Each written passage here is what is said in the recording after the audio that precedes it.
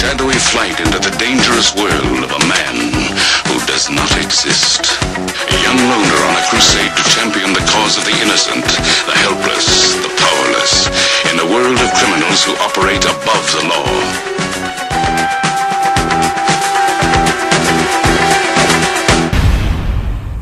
Hey, it's me, and welcome to Trump Mafia. Now, this is about Steve Bannon, but in fact, I want to talk about it. Not really because it's about Steve Bannon, but it's about what was happening at the end of 2015 and the beginning of 2016, when a lot of people were against Trump on our side. And many of these people are now against Trump as well. Meaning they're lofos, as I would say, last on, first off.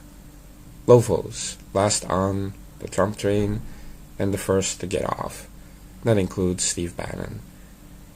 Now what happened was in the beginning of 2016, Steve Bannon and the Mercers, it's a billionaire family, they had prepared a dossier, I'm not kidding, a dossier on Trump, that he was involved with the MAFIA, and you know the drill, you've heard it before. Now, you heard Ted Cruz sometimes mention it, talking about tax returns.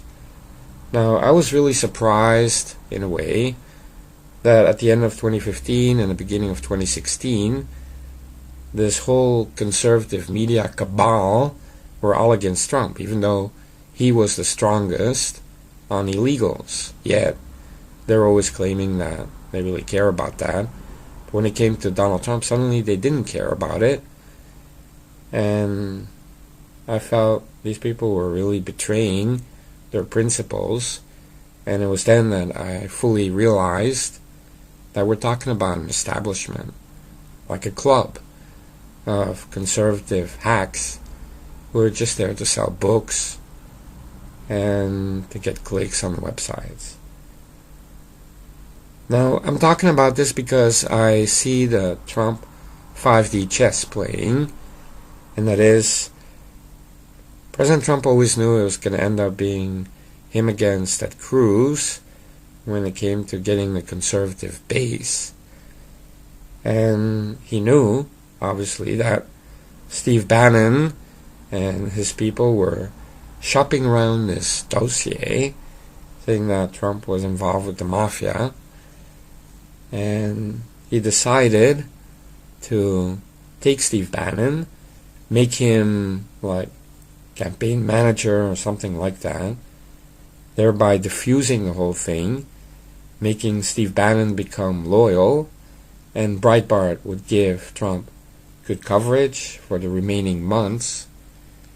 And also he's kind of taking away some of the ammo that Ted Cruz may have had, because at the time he also had Conservative Review, Mark Levin, all of these people. And so President Trump only took on Steve Bannon to diffuse that dossier, to also take away ammo from Ted Cruz, and to get good coverage on Breitbart. And he never saw Steve Bannon as an ally. In fact, Donald Trump was using Steve Bannon, and Steve Bannon was dumb, obviously. Because maybe Steve Bannon really thought that he was able to bamboozle Donald Trump, and that Trump didn't know about the secret dossier. But of course Trump knows these things, and you know, it's breaking the Trump rule. It's Steve Bannon definitely underestimating Donald Trump. And so President Trump never saw Steve Bannon as an ally or a real advisor, and always planned to ditch this guy. So, of course, Steve Bannon must have had some kind of a feeling about that, and started leaking as soon as he got to the West Wing. But at the same time, it's a LOFO. Last on the Trump train, first off. LOFO. And so President Trump knew that. He was just waiting for the right time to get rid of Steve Bannon. Because obviously, you had many leaks. You had James Comey trying to extort the president with this Trump dossier. So it's about priorities, it's about timing, and Steve Bannon is leaking to Mike Cernovich, to Joe Scarborough, New York Times, and yeah, it's very annoying. But the deep state and James Comey was more serious and more urgent. And so when the time came, he just dumped Steve Bannon, fired him like a dog. And so Steve Bannon obviously kept up the pretense. Now all of these people, including Alex Jones, who are saying, well, I didn't see the warning signs that Steve Bannon was a leaker and a traitor. But of course they knew, everybody knew, because you cannot expect someone who is spreading poison about Ivanka Trump every day for like a year to be an ally of Trump. I mean, it doesn't make any sense. And they all knew that Steve Bannon was leaking. That's why Alex Jones got Mike Cernovich on the show, because he knew that Steve Bannon was leaking to Mike Cernovich. So it's all disingenuous. And maybe they're smarter than I am. They're the media, after all. I'm just a guy talking. Maybe I should have, rolled it out slowly. Say, like one day I would make a video. Hey, there's something that Steve Bannon said that I don't get it. And then the next week, that Steve Bannon, he said this and that.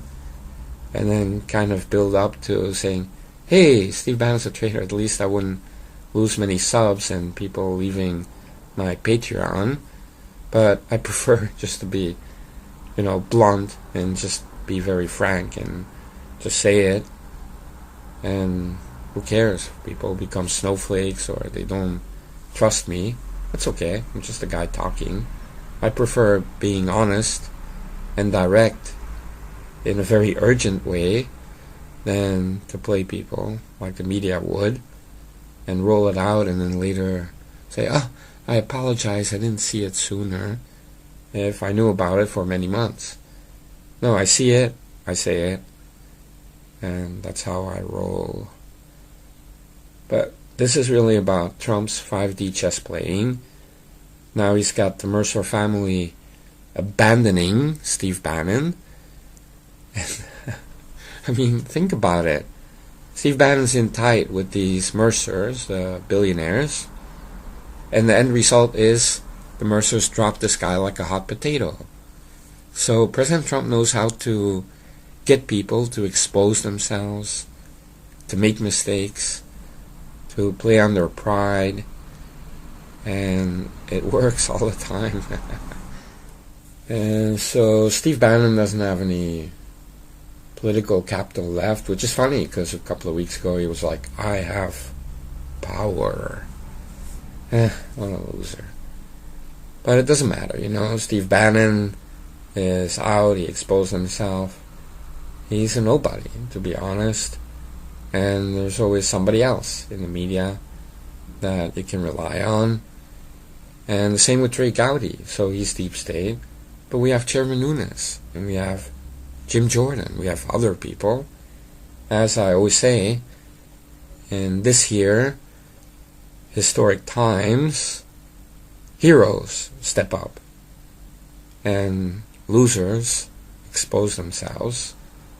Some people are just not made for the moment or for historic times.